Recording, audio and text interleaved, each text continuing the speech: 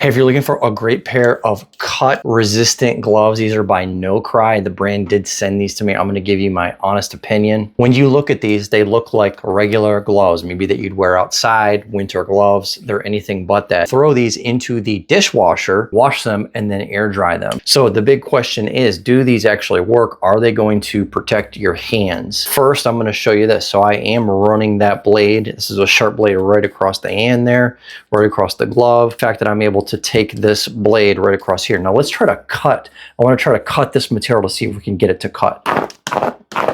I am pushing just about as hard as I can. Kidding me?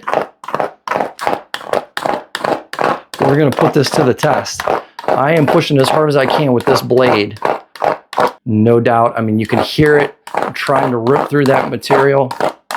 And just to show you, absolutely zero damage to the surface of that glove. That is really impressive. So these guys also make like safety glasses, knee pads, face shields.